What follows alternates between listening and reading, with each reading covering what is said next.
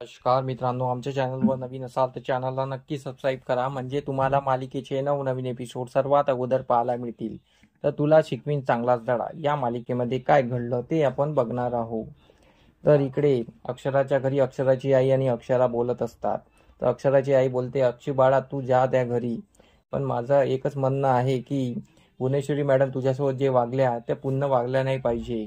तर अक्षरा बोलते, आई बघ, जे मला नोटीस आलेली आहे डिवॉर्सची ते अधिपतींनी पाठवलेली नाही आहे, ते भुवनेश्वरी मॅडमनी पाठवलेली आहे.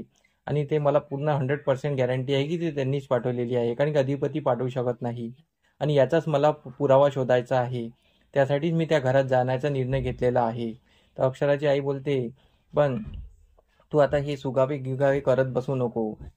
त्या घरी जाशील तर शांतपणे आणि जसं चांगलं राहील तसंच वाग, कारण की तुझ्या पोटात एक बाळ आहे आणि तू जेव्हापासून हे बाळ राहिलाय तेव्हापासून तुझ्या डोक्यात नेहमी इकडले तिकडले विचार आणि दगदगच सुरू आहे. अशा याच्यात कसं होईल? तर तू फालतू टेन्शन घेऊ नको. आता सध्या बाळाकडे लक्ष दे आणि जे काही होईल ते आपण समोर पाहू. पण आता सध्या तरी बाळाकडे लक्ष दे, सर्व माहोल शांत राहू दे, असं ती तिला समजवत असते. अक्षरा बोलते, आई तू टेन्शन घेऊ नको, कारण की चारुवास बाबांनी जे लग्नाचा घाट घातलेला आहे आणि तो लग्नाचा घाट घेतलाय त्यामुळेच मी त्या घरात जात आहे.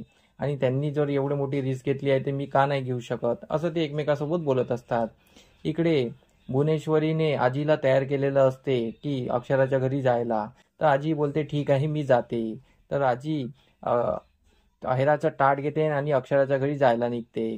इकडे दुर्गेश्वरी भुवनेश्वरीला बोलते की आजीने काय होणार आहे, तिच्याने काय होईल, मी एवढी खमकीबाई तिथे गेली तरी ती अक्षरा आली नाही आणि हिच्याने काय येणार आहे. तर भुवनेश्वरी बोलते, माझा तिच्यावर विश्वास आहे आणि तू कशी आहे मला चांगल्याने माहीत आहे, ती माझी आई आहे, ती बरोबर तिला घेऊन येईल.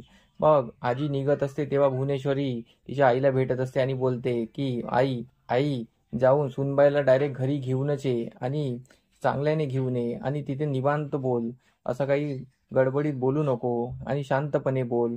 आणि तुला तर पाहिजेच होतं ना की सुनबाई घरी यायला, तर सुनबाईला घरी घेऊनच ये, असं ती म्हणत असते. तर ती आजी बोलते की ठीक आहे मी निघते. तर भुवनेश्वरी देवीसमोर हात जोडत असते आणि इकडे आजी अक्षराच्या घरी पोहोचलेली असते.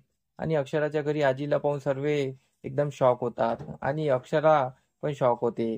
मग आजी ते अहिराचे ताट तिथे ठेवतात. मग आजीचं लक्ष बाळाच्या फोटोकडे जाते. बाळाच्या फोटोकडे पाहून ती बोलत असते मनातल्या मनात की बाळाचा फोटो ज्या घरात असते त्या घरात कोणीतरी गरोदर असते, म्हणजे सुनबाई तर गरोदर नाही आहे ना. आजीला हरवलेली पण अक्षरा बोलते, आजी तुम्ही काय विचार करता आहेत?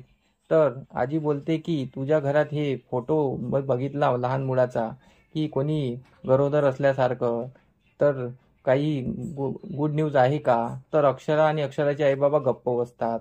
मग आजी त्यावर काही बोलत नाही. आजी मग बोलते की मला भुवीने आणि अधिपतीने पाठवलेलं आहे आणि तुला घरी घ्यायसाठी पाठवलेलं आहे. भुवी तुझी वाट पाहत आहे, तुझे यायची जल्लक तयारी केलेली आहे, तू चल माझ्यासोबत.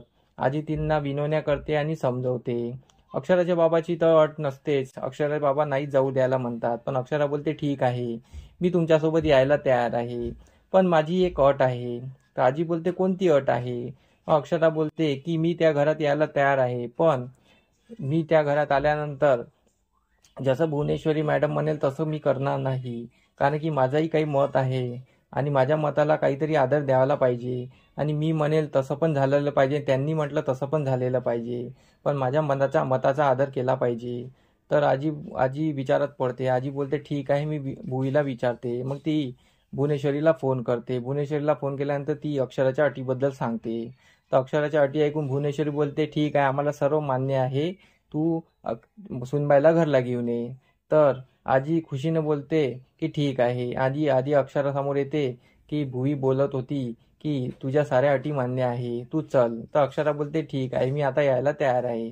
पण अक्षराच्या बाबाचं मतच नसतं तिला जाऊ द्यायचं, मग ते नाराज असतात. तर अक्षराची आई खुशीत असते. तर अक्षरा मग जायला तयार होते. अक्षरा आणि आजी आठवणी निघतात. इकडे भुवी वाट बघत असते. अक्षरा आठवणे घरी येते आणि अक्षरा जशी दारात येते सर्व अक्षराची आरती करायला तयार असतात आणि अक्षरा एंट्री करत असते.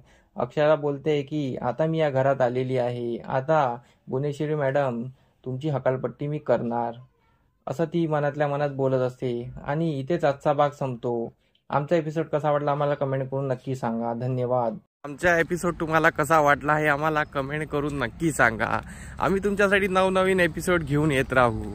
त्यासाठी आमच्या व्हिडिओला बघत राहा. धन्यवाद.